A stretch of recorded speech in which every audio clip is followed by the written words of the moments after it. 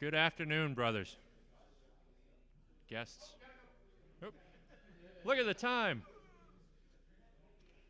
I have a few things I'd like to say about worshipful Brother Flynn. Dress for success and ready to take anything you throw at. All right. Saving the best for the last. Absolutely. All right, so it's been a great day of knowledge sharing here. We have our final speakers coming up. I am pleased to introduce Brother Nicholas Harvey and Worshipful David Riley talking about a better Masonic education. Worshipful David Riley is a member of Amicable Lodge in Cambridge, and Brother Nicholas Harvey is a member of St. John's in Boston and Jupiter Light Lodge in Jupiter, Florida. They started the Three Distinct Knocks podcast in 2017 with the goal of providing Masonic education for Masons around the world. In their spare time, David can be found at the Cambridge Masonic Temple or walking his dog around Greater Haverhill, if there is a Greater Haverhill. Nicholas can be found researching old Masonic documents and trying to get his 4-month-old daughter to go to sleep. With that, the stage is yours.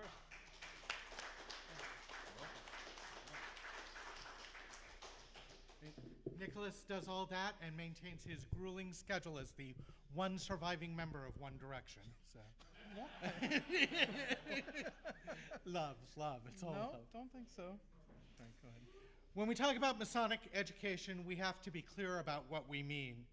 The experience of many of us is a past master rather grumpily reciting the duties of the officers of a lodge, or someone reviewing some part of the protocol manual.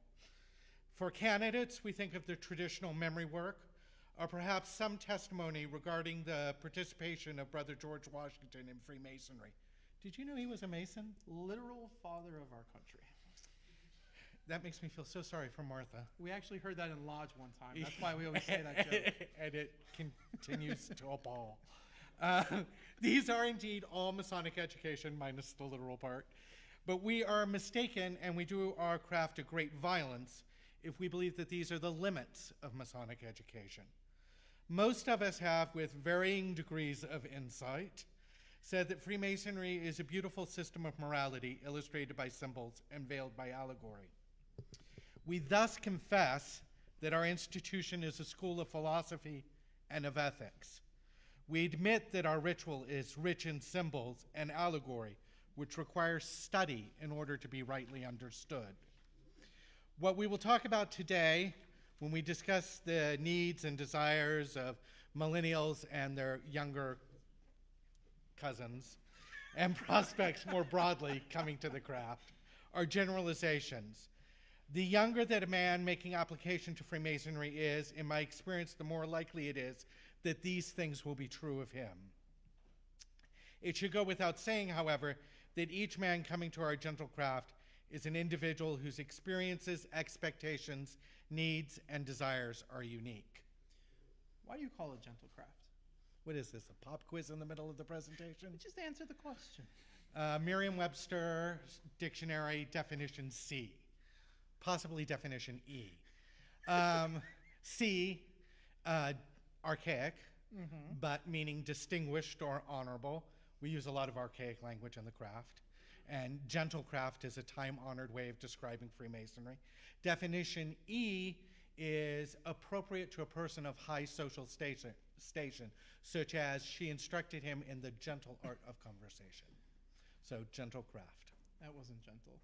What you did. You were the one who asked. All right. So when we say Masonic education, we wanted to step back a little bit further and begin when a prospect goes to our website, which, hopefully, of course, we need a great website that they get some good information from, or then they call or get invited to a meeting, a lodge for the first time, probably for dinner to meet somebody.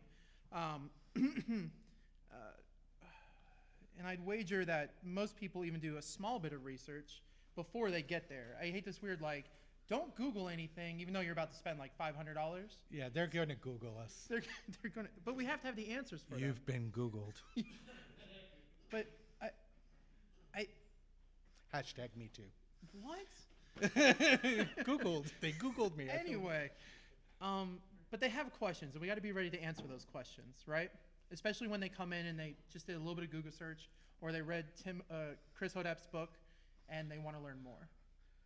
Well, there's no more to learn. Once you read Hodap's book, you're done, right? You're pretty much amazing. Yeah, that's it. For 6 years, perhaps a little more, I had the very great honor of serving as the front door of Amicable Lodge. Every candidate met with me before being referred for a pre-application meeting. On occasion, with stunning regularity, really, once per year, like clockwork, some guy would come in and not be appropriate for the fraternity, and I'd thank him for his time and walk him to the front door and sort of leave him with no way to figure out what to do next, which is my polite way of saying you're not going to be a Mason in my lodge. But anyway, and I served as the lead candidate instructor for my lodge. A great many of the guys who are now in leadership in my lodge were candidates that I instructed. So they have a lot of my biases. And if you want to remake your lodge, do candidate instruction, because you would not believe the number of times I hear my words coming out of other people's mouths in lodge these days.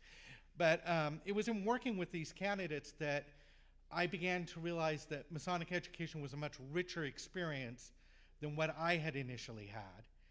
And it was working with those candidates that I began to understand that Masonic education begins with your very first response to their first inquiry. As Masons, we pride ourselves on sort of our elaborate courtesy to one another, but if you don't extend that to the guy who's inquiring, you're teaching him that the fraternity is hypocritical in its courtesy. It continues from that first inquiry until the day you perform the funeral service for his family. The Massachusetts version of the funeral service says specifically to the family, our whole fraternity surrounds you with its love. You have the opportunity at that moment to make that a meaningful and true thing for that family and to reach out to potentially the next generation of Masons. At the first meeting, or again at the pre-application meeting, if your jurisdiction has the same requirements as Massachusetts, again at the meetings with the investigating committee, encourage the candidate to ask questions. You're going to learn a lot more about the candidate from the questions they ask than from their answers to any question you can ask. Really stress to them that there's nothing that they can ask that's going to offend you. I was giving a tour of our building one time, and a woman asked me where the statue of Baphomet was. And I said to her, ma'am, there is no statue of Baphomet in Freemasonry.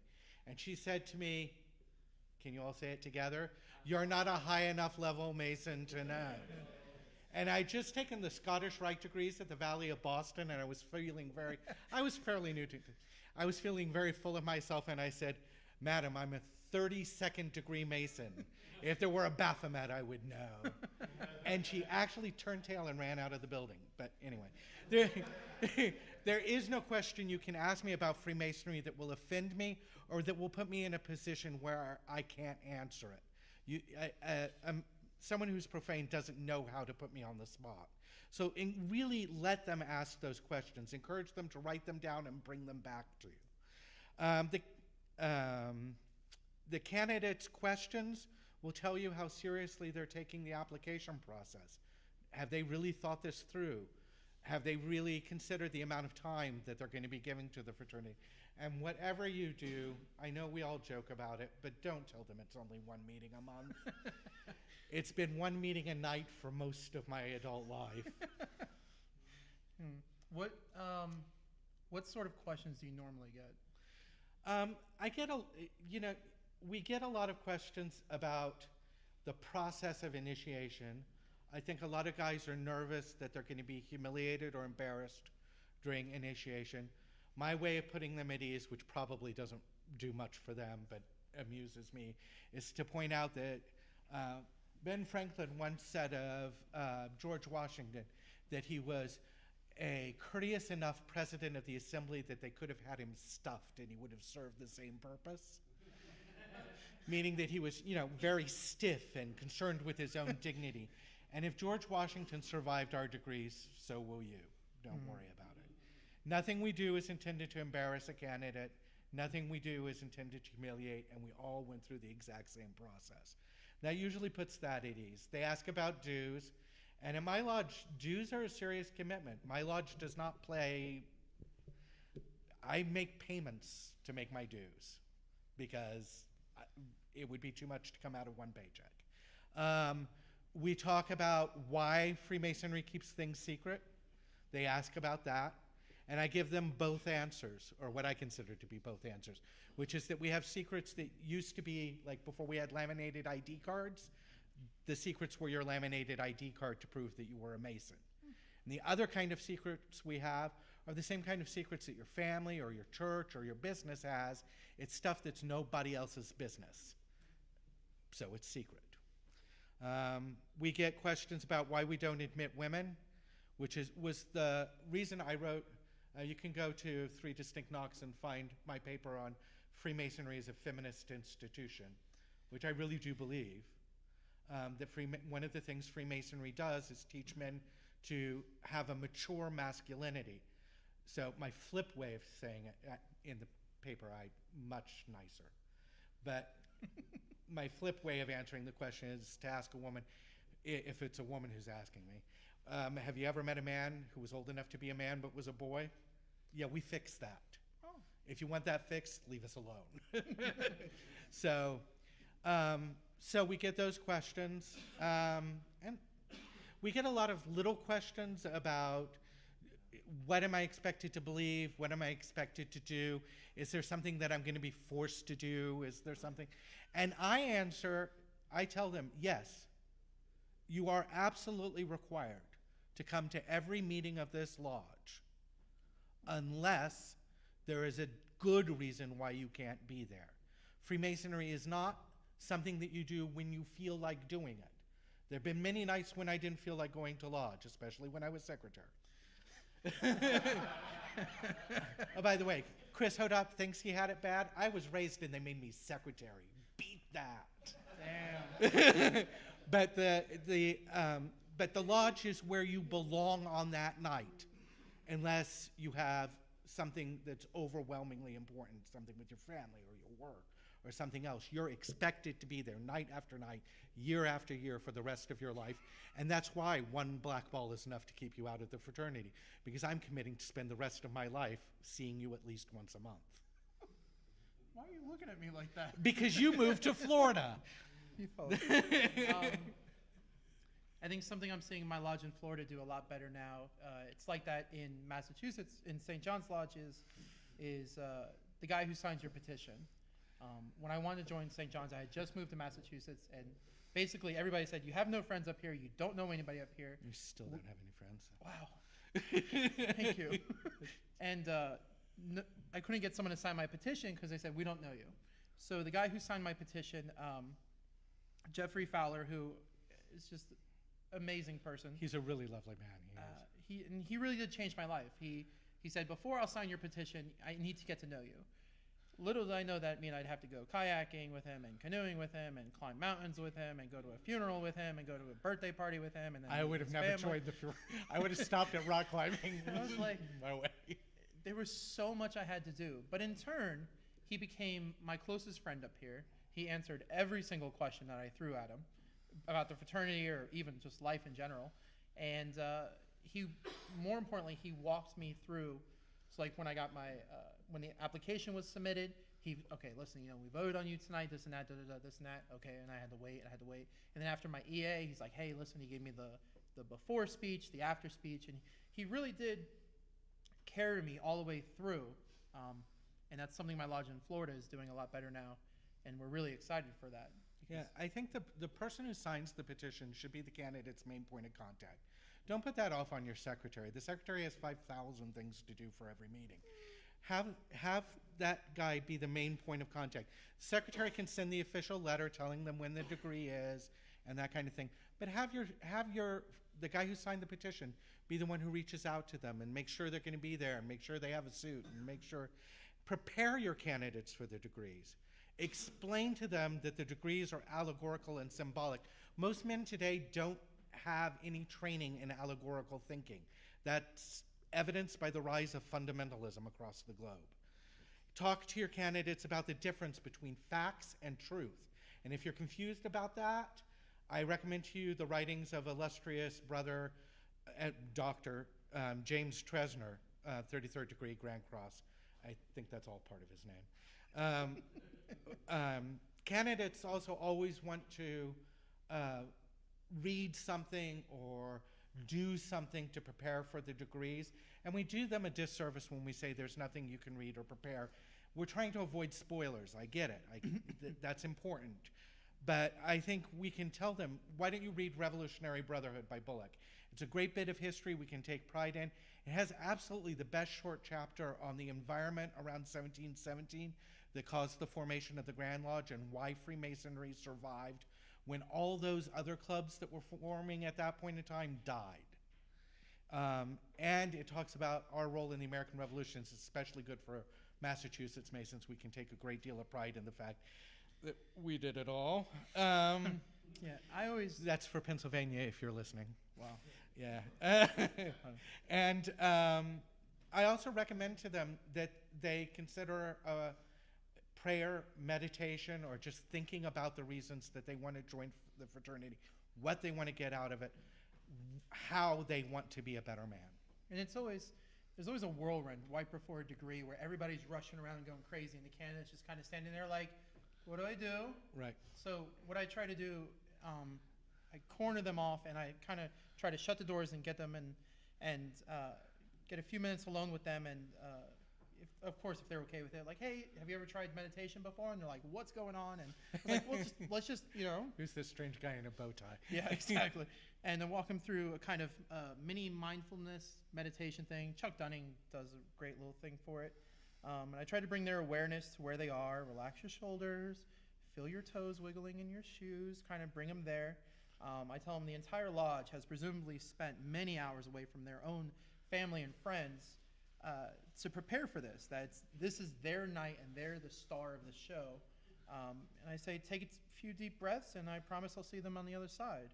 I know Amicable does something similar. Yeah, when I was master, we actually had a problem with guys coming into the preparation room with the candidates just to say hello or to check to make sure the candidates were being taken care of, or whatever reason 700 people had to go into that tiny room at any given moment. And so I finally... Goat jokes. Yeah, and goat jokes. And I finally told the steward, your job before we open is to stand outside that room and not let anyone in except me and the senior deacon. That's your job. And the reason is, the junior deacon. The reason is because I don't want the candidates to be constantly bothered. I want them to have some quiet time to sit down. We happen to have the luxury of having 2 lodge rooms.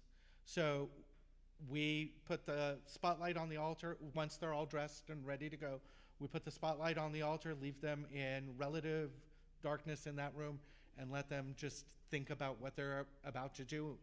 And then we do, I have to say, it's my lodge, I'm biased, but I think we do very good degree work. Degree work is serious. If you can't do a degree in a solemn, serious, and deeply impressive fashion, whether or not you need to get help from somebody else to do it, either work on it until you can do it that way, or please just give up, turn in your charter, and go find a lodge that can do that you can support in doing that. Each man gets exactly one opportunity to be a candidate in Masonic degrees, and he does not deserve to have that experience ruined by careless performances, goat jokes, speeding through the degree to get it done. I've heard of lodges where the secretary pounds on the desk after a section of the degree and says, that took 19 minutes, there's no reason for that. We've done it in 12. While the candidate's in the room, there's no reason for that. Or the interruptions. Or the interruptions. Right in the middle of a degree. The, not the, you said the. Yeah. Any past master who prompts, who isn't the official prompter, should just be escorted out of the room.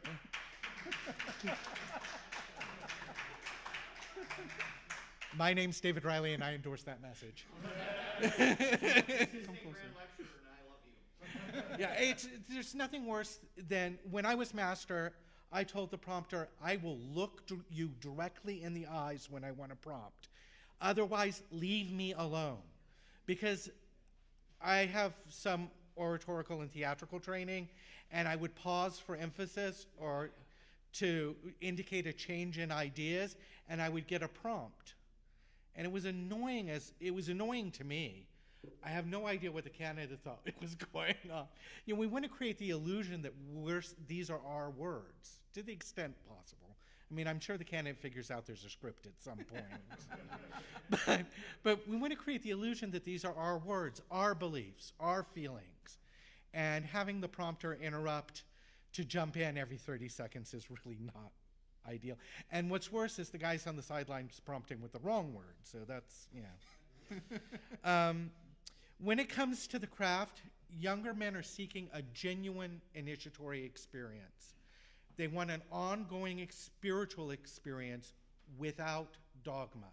And in Massachusetts, we have the very great gift of the grand constitutions setting that in stone for us.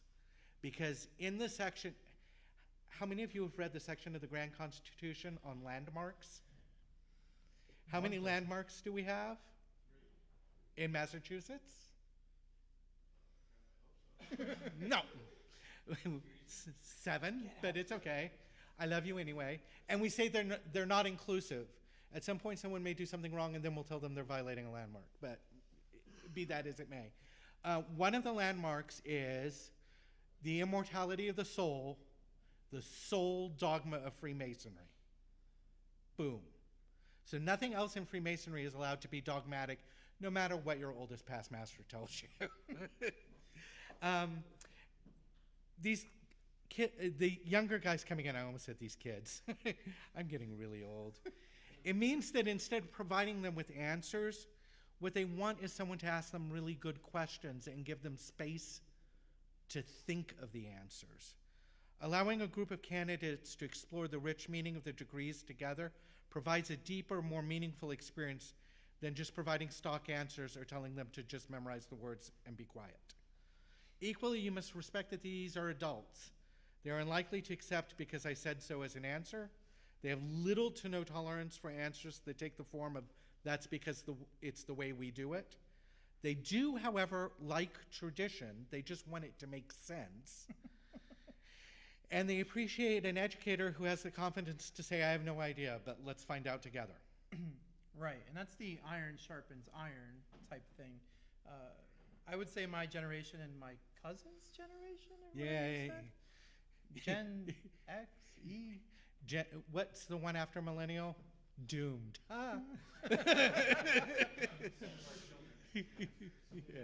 Anyways, we respect authority when that authority deserves respect. We have people that come up to us with all the titles in the world, and you're like, how do I address you? I don't know. And he's like, yeah, you will call me. Whoa. Yeah, the correct answer is brother. They would never say that. Look, the Grand Master of Massachusetts told me he was standing in a group of people who all had big titles. And I walked up and I went, and he went, brother. Oh, okay, that works. But this I told you so stuff that we hear all the time, it doesn't make the cement easy to spread. Yeah. Right? And it just creates division. Distance. Yeah. Yeah. You're putting blocks in your temple with distance between them. Right. Because the newly made Entered Apprentice, Fellowcraft, or Master Mason, they're hungry, right? Especially after the degrees. Because it's like, here's your degree, go home. And you're like, I need more than that. I have questions. I have so many questions. And you know they're going to go home and Googled it, and there's actually a lot of wrong stuff on there. Just bad material, yeah. It's just weird stuff too. So why not give them meat and milk? Something that the Grand Lodge of Massachusetts does, which I love, is after you're entered apprentice, you're given a copy of Carl Claudy's Introduction to Freemasonry, the Entered Apprentice, and then his Fellowcraft when you're a Fellowcraft, and his Master Mason. And it's a great little book. Yeah, as long as you make it clear that that is not all you need to know. Right. Because then you have the Trivium after your Fellowcraft. The Trivium. Trivium. Right. Trivium.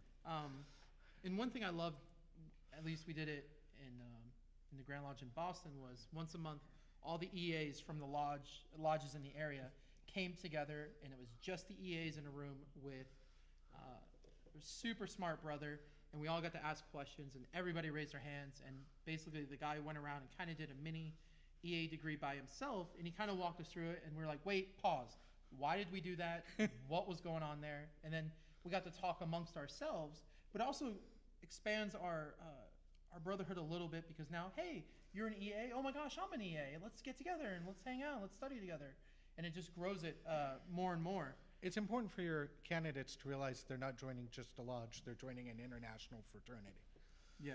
And I believe my generation's attitude towards the tradition and authority are that we respect tradition, but we expect that it should make sense. I'd like to consider myself a young student of the ancient texts, very young. And there's so many things that were added and removed from our ritual.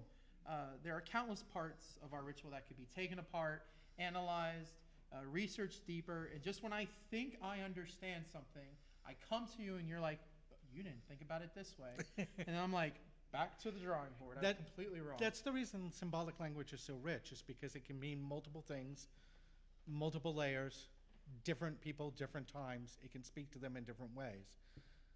Yeah, and that's great when you have guys in the lodge that will help you leave the shallow end of the pool, especially with that, I don't know, but let's find out together.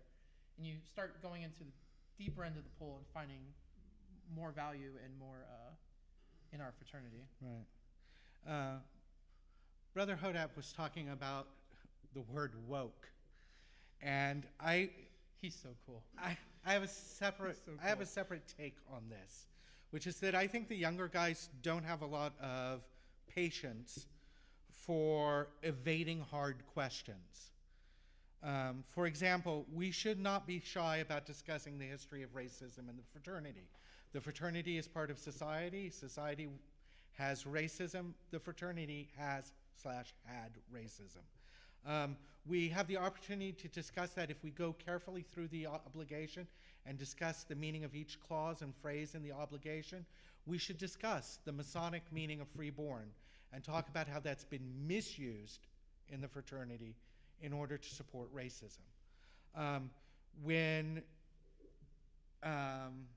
And we can talk about the history of Prince Hall and how the split in American Masonry is all the fault of your lodge. Prince Hall did petition your lodge. Well, that's really heavy. Let's move on.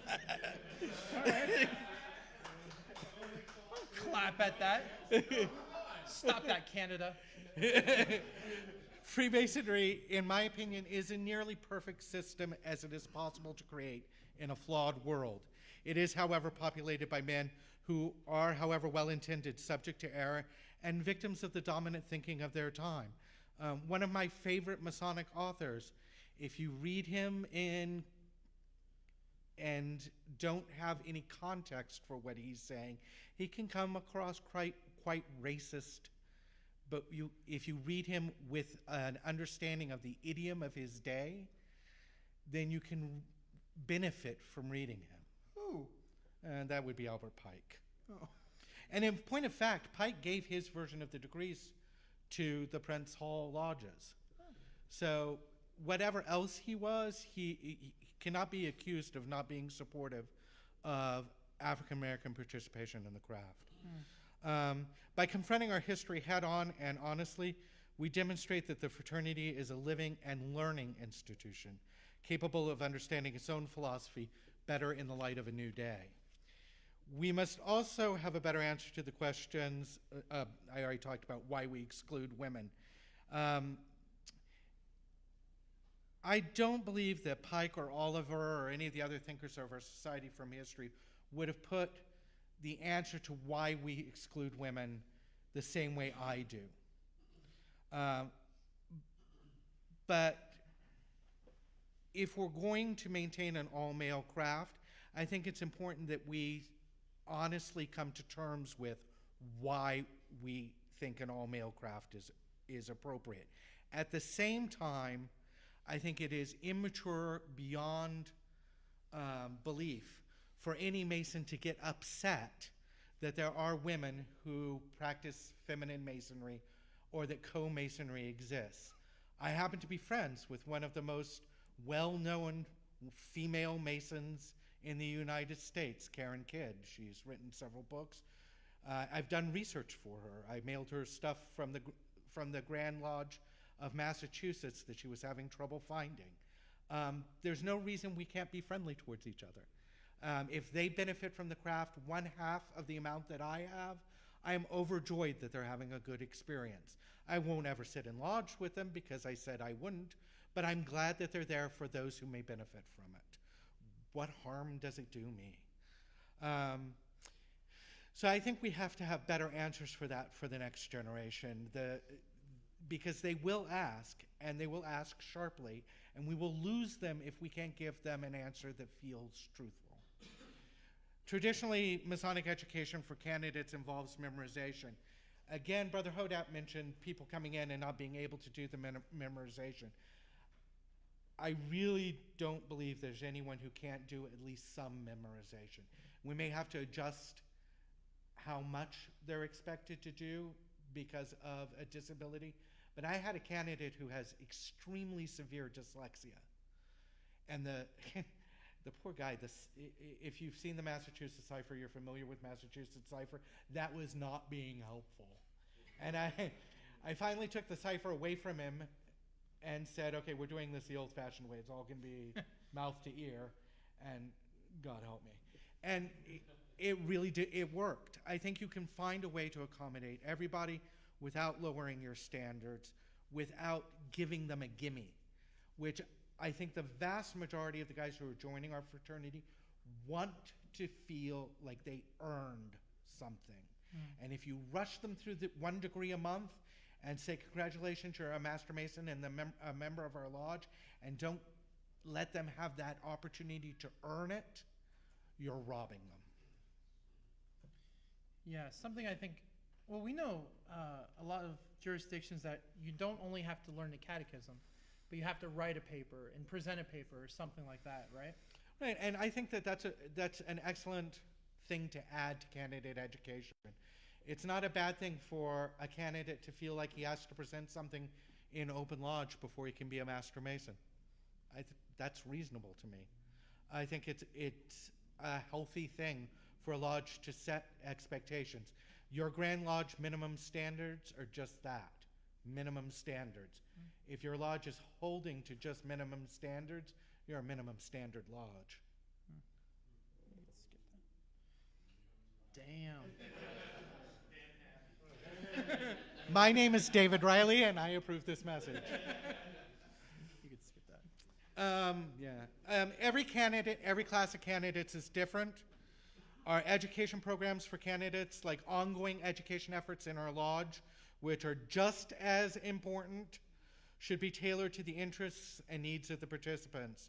Our ritual is incredibly rich and allows us to explore ethics, philosophy, the nature of truth and belief, science, history, and much, much, much, much more. One of the reasons it's so hard to say what Freemasonry is because from the outside it can look like so many different things. A historical society, a philosophical debating society, a bad cooking class, whatever. There is no reason why we should ever be overly repetitive. There's no reason why we should ever suffer a dull presentation. For every member of your lodge, there is something that they have to contribute to Masonic education in your lodge. You just have to find out what it is. I used to hate math.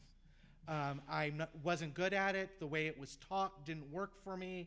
But one of the most interesting Masonic presentations I ever saw was on the 47th problem of Euclid, what it is, how it works, why it was important to the operative craft, and why it's important to us today.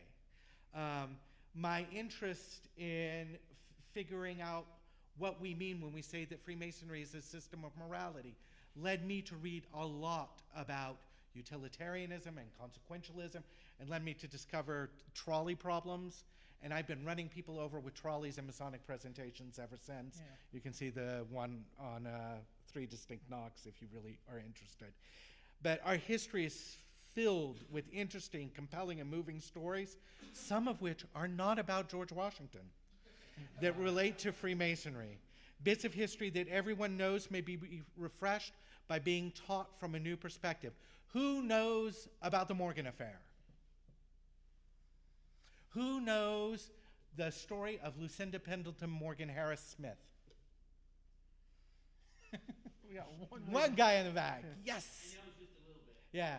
So Lucinda was Morgan's widow when he went to Canada to live for an extended time. She was paraded around the country by the anti-Masonic party. She was very young. She evidently had blonde hair and blue eyes, or maybe she was punk rock and had blue hair and blonde eyes. I don't remember. But she was used as a prop. And just before the presidential election, she decided to remarry, which really teed off the anti-Mason people because they lost their prop. She married a guy named George Harris in Batavia, New York. George was expelled from the Grand Lodge of New York, and I'd love to know why. So, Grand Lodge of New York, if you're listening, you can write me a nice letter and let me know why George Harris was expelled. At that time in New York, that's where Joseph Smith was founding the Church of Jesus Christ of Latter-day Saints, or the Mormons, as they're colloquially known. And she and George Harris converted to Mormonism and moved to Indiana briefly, and then were convinced to move to Nauvoo, Illinois, where Joseph Smith joined the Masonic Lodge in Nauvoo, Illinois. Now, this is right at the end of the Morgan affair. The Grand Lodge of Illinois went dark during the Morgan affair and has just come back. And Joseph Smith tells every single Mormon male in Nauvoo that if they're eligible to be Freemasons, they should, because the degrees are fabulous. And every Mormon male begins to join the lodge in Nauvoo. Now, the explanation at the time was that the Grand Lodge pulled their charter because they were running the degrees too fast. They weren't leaving enough time between degrees. They were doing one-day classes. But I am confident that religious prejudice played its role. And the Nauvoo Lodge had its charter pulled. If any of you are familiar with the standard picture of Brigham Young, he, in the standard picture that's used almost always because it's the best picture of him, in the original, he has a Masonic stick pin in his lapel. It's usually airbrushed out today. Lucinda and George were there when Joseph Smith was arrested. A printing press got destroyed. Some controversy over how that happened. Allegedly, he told people to do it. He was arrested. He was taken to jail in Carthage. A mob formed. It's always been said that a mob formed. I should back up. Lucinda is sometimes said to have become a plural wife of Joseph Smith, even though she was still married to George Harris. There's a little bit of controversy about that. She may have actually been a plural wife with Joseph Smith's son, who's also named Joseph Smith, so that's a little confusing. But in any case, Joseph Smith then said at the Carthage jail, a mob forms. It's always been said that the majority of the leaders of the mob were Masons, who were upset because he was abusing a Mason's widow. I have to do this quick. We only have 20 minutes, and it's a whole life. Joseph Smith is said to have given the grand hailing sign when a gun was pointed at him. He was shot to death and killed. Lucinda is recorded in a newspaper as kneeling at the prophet's coffin, clutching an anti-Masonic book and weeping. I can only imagine that she was holding the Morgan exposure. So she lost 2 husbands to alleged Masonic killing. Then the next record we have of her is George Harris divorcing her for abandonment, which at the time was really unusual for a man to divorce a woman on the grounds of abandonment. Divorce itself was unusual. There is some people say that she became a Catholic nun and died in a convent. There's really no good evidence for that. But that's sort of her story, very quick. That's much more interesting, if you've never heard it, than hearing one more time about the Morgan affair, right? Or George Washington. Or George Washington, yeah. Or the founding fathers of our country all being Masons. Every single one of them. Yeah, that's not even true. Freemasonry makes all those trite statements about lifelong learning a real and meaningful possibility. It gives us the very great gift of providing space for conversations that are never urgent, but that are deeply important. Remember, if you were in college, that night in a dorm room somewhere where you all stayed up way too late discussing the meaning of life because one of you had just taken Philosophy 1013? Freemasonry provides you a space for those conversations to happen again. Those conversations are important, but we get so distracted by day-to-day life and bawling infants that we don't have them anymore. Oh, you mean my daughter? Yeah, I thought you your were talking daughter. about me. Oh, yeah, that too. Yeah, but some of my best times in any lodge I've visited around the world is after the meeting, when everyone's hanging out, and you get into those deep conversations. That's when you get to know everybody. Not during the lodge meeting, Right. when you can't say anything. Right, exactly. And it's the reason we have secrecy is so that we can talk to each other about the stuff that we're a little bit afraid other people would make fun of us for talking about. Ooh, that was good. Yeah, I have some good lines. Freemasonry deserves more from her sons than mere memorization. She's entitled to study, understanding, and growth. Freemasonry is owed more than candidate education. She deserves an ongoing commitment to exploring her mysteries. Add your line here, the one I really like. That would be perfect. What? The well.